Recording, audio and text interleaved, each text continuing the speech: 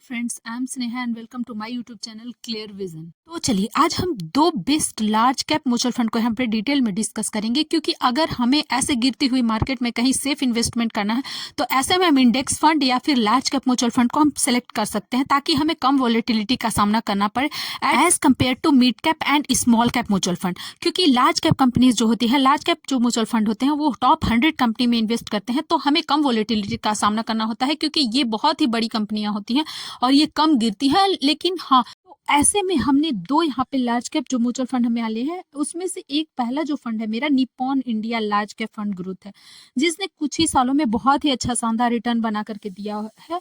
और तो चलिए इसका फंड साइज हम देखते हैं। इसका फंड साइज 35,699.99 करोड़ का है। वही एक्सपेंस रेशियो 1.56% का है। हालांकि इसका एक्सपेंस रेशियो थोड़ा ज्यादा लग रहा है, लेकिन अगर हमें रिटर्न मिले तो ऐसे में एक्सपेंस रेशियो को कोई मैटर नहीं करता।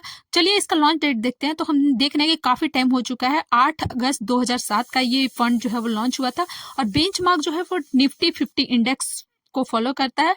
और सिंस रिटर्न लॉन्च जो है 12% का, जो कि काफी अच्छा है। अगर हमें लार्ज कैप कंपनी में 12% का रिटर्न मिलता है तो ये अच्छा खासा रिटर्न माना जाता है। तो चलिए, और इस फंड में हम SIP मिनिमम 100 रुपीज से स्टार्ट कर सकते हैं। तो चलिए अब हम इसके अल्फा एंड बीटा पैरामीटर को देखेंगे कि अल्फा और बीटा कैसा है इस फंड का। तो इसका अल्फा हम देख रहे हैं कि इस फंड का अल्फा 5.86 का है वर्सेस इस फंड कैटेगरी का अल्फा 0.01 का है। यानी कि अल्फा अगर जितना कैटेगरी से जितना ज्यादा फंड का अगर अल्फा रहेगा उतना ही अच्छा खासा रिटर्न माना जाएगा। तो हम देख रहे हैं कि इस फंड का काफी अच्छा खासा अल्फा है। और बीटा जो शो करता है वो वॉलेटिलिटी को दिखाता है, यानी कि जितना फंड का बीटा कम रहेगा उस फंड कैटेगरी से, उतना जो है फंड हमारा जो कम वोलेटाइल रहेगा।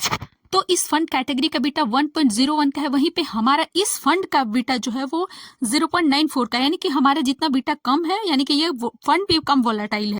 तो हम कह सकते हैं कि ये फंड का अल्फा और बीटा दोनों अच्छा है।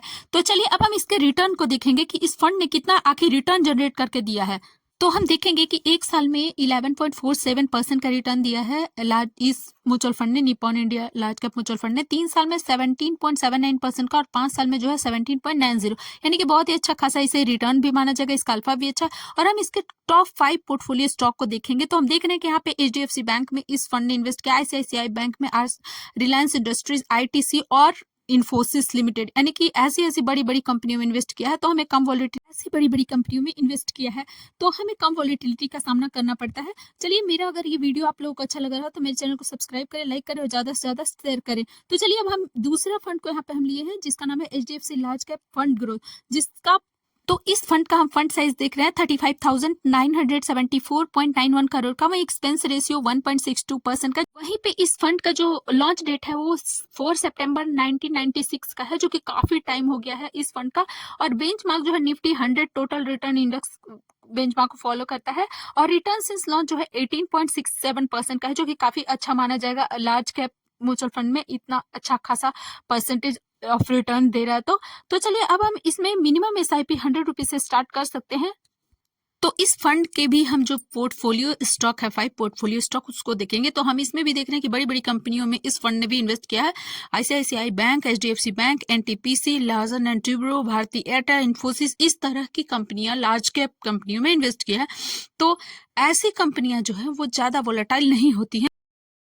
तो अब हम इस फंड के अल्फा और बीटा को देखेंगे कि इस फंड का अल्फा और बीटा कैसा है। तो हम देख रहे हैं कि कैटेगरी का जो अल्फा है 0.01 है, वहीं पे इस फंड का अल्फा जो है 3.16 है। यानी कि इस फंड का अल्फा जितना कैटेगरी का अल्फा से ज्यादा रहेगा उतना अच्छा खासा रिटर्न देगा। और बीटा जो है वो हमारा इस कैटेगरी का बीटा से, अगर हमारा इस फंड का बीटा जो है जितना कम रहेगा वो कम वोलेटाइल रहेगा नेचर में ये फंड।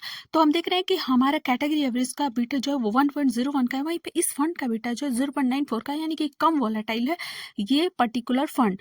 तो चलिए हम देख रहे हैं कि इसका अल्फा भी अच्छा है, बीटा भी अच्छा है। तो अब हम लास्ट में इसके रिटर्न को देखेंगे कि आखिर इस फंड ने कितना अच्छा खासा रिटर्न बना करके दिया है। तो इसने एक साल में 7.30% का रिटर्न, 3 साल में, हालांकि एक साल में कम ही का रिटर्न बना के दिया है। 3 साल में हम देख रहे हैं 15.29% का रिटर्न और 5 साल में जो है 16.39% का रिटर्न बना के दिया है, जो कि काफी अच्छा खासा रिटर्न माना जाएगा लार्ज कैप म्यूचुअल फंड में। तो हमारा अगर ये डिस्क्लेमर, हालांकि मेरी तरफ से ये म्यूचुअल फंड का बाई या सेल का रिकमेंडेशन बिल्कुल भी ना समझे, ये वीडियो सिर्फ लर्निंग पर्पज से बनाया गया है। तो अगर हमारा ये वीडियो आप लोगों को अच्छा लगा है तो मेरे चैनल को सब्सक्राइब करें, लाइक करें और ज़्यादा से ज़्यादा शेयर करें। Thank you.